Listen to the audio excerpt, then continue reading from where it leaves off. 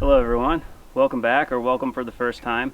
We thought it would be helpful if we gave you a map guided tour of our property. Alright, so these two posts are where the bulk of our property starts. My lot is a flag shaped lot. That means, you know, it's got a big upper section and a little skinny part that gives you access, which is good and bad. It's good because it made it more affordable for us. It's bad because there's no frontage. Alright, let's head down the road. I'll show you the creek and the Shady camper.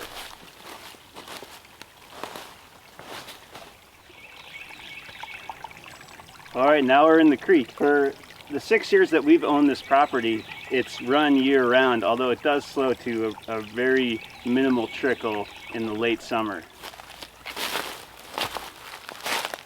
After about a decade of saving up, we closed on our land in the very start of 2014. It is the infamous Shady camper. So you walk a little further down our road, and this is here. This is in here just because it's a landmark and there's a neat story. We bought this land from brother and a sister. It was 2 parcels approximately equal size, and I asked them if they wanted to get this camper, and they said, oh no, don't worry about it. That's our other brother's. He's in jail, he doesn't need it. We're waiting the day when guy comes back and wants this camper. He can have it. I've never actually gone inside. I'll show you some footage of why. It's pretty gross in there, but it's a neat landmark, so we just leave it here.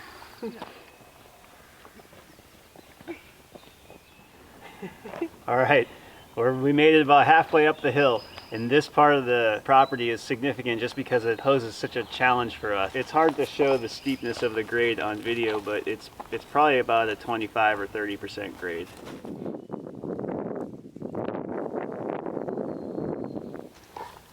We made it up the hill to this open area where we decided to put the cabin. As you can see, the cabin's behind us, and we have a nice clearing here that we can just use to hang out, have cookouts, or make a fire. The crazy dog decided to go up the hill. We put that vest on so we can find her in the woods. It's been a lifesaver.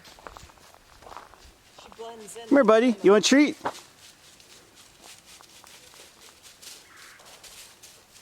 She always Come here. the Treat. hardest path. Come on. Oh my God. She doesn't know how to get back down. Treat, baby. Treat.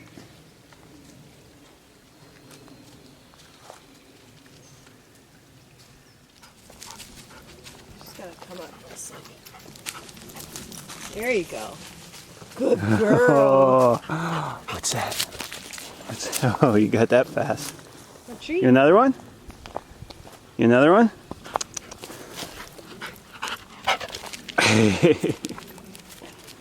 Good girl. Alright, we're in the entrance of the ravine, probably our favorite part of this property. It makes this place so grandiose and majestic, in my opinion. We're gonna do some more footage as we walk up it. We lost a member of our production crew. Beatrice got banished. She was exploring too much and it was too hard to keep her with us, so she's back in the cabin. If you like this footage of the ravine, it's good news for you because features like this in this area actually make property less expensive, because as you can see by the map, we basically own a valley, or a holler as they would say. You know, that is less expensive because it's not productive farmland.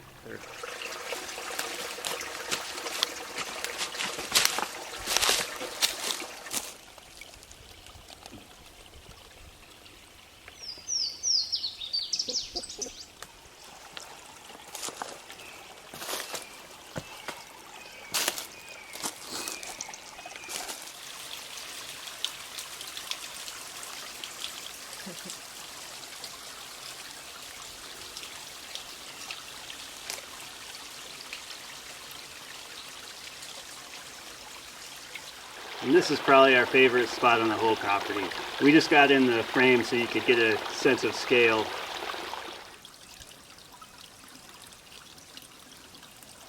Man, I have so many crazy ideas for videos. One of my ideas is like a bushcraft style bridge over the River Kwai across this ravine, but I gotta finish the cabin first. But I'm really excited to move on to different kinds of videos. Okay, we made it up to the waterfall. So I've shown this a lot from the top, and it's the easiest to access of all the waterfalls. Like the rest of them are in the middle of the ravine, so I show this one a lot. And the top of it serves as a bridge to connect one half of my property to the other, and then the property line is shortly behind this waterfall. All right, the waterfall is over there. We're gonna go up this trail and into the Cedar Barren. We're now in the bottom half of the Cedar Barren. If you watched the video Snow Day, something about wildlife habitat, that was a video of my brother-in-law and I clearing out some of these cedars and making sure they don't encroach on the native grasses and flowers. Cedar Barren is a rare ecological habitat that happened when early settlers cleared hillside to farm, and they lost most of the soil, and the soil is really shallow, and then there's limestone underneath, and what happens is not much can grow back except for cedar, black locusts, and it turned into a really fertile habitat for rare prairie flowers and grasses. This is Beatrice's favorite spot to run away to. So we're on the easternmost side of the Cedar Barren, and the spring that I refer to is up in through here. And if you're ever wondering where that spring is in relation to the cabin, it's on the side of the Cedar Barren closest to the cabin. And we always do a spring check, and let's do it. Let's see if it's running. Well, it's running. Now we're going to take the trail that Andy and I cut back to the cabin.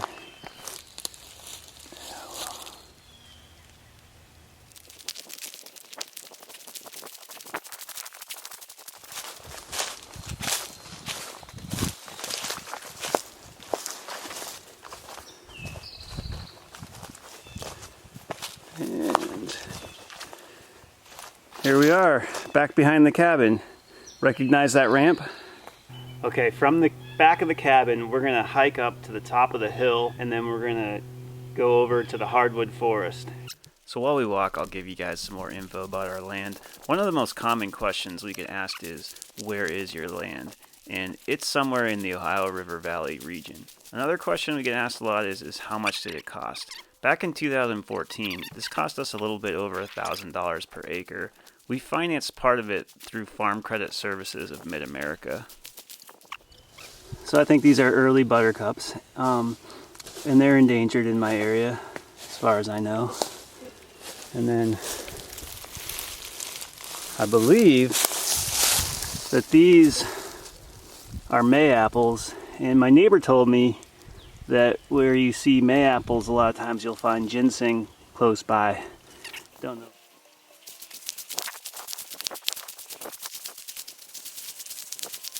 We're standing at the property line for my property.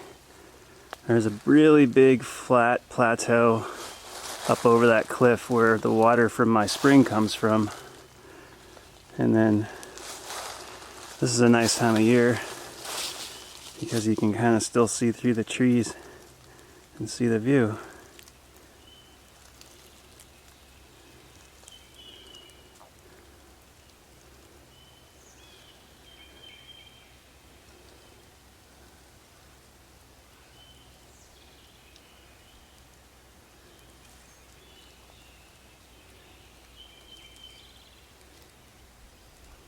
Worth the hike, Sarah? It's pretty steep, isn't it? It'd be easier if I weren't hauling your camera equipment. Stop it. I'm out of shape.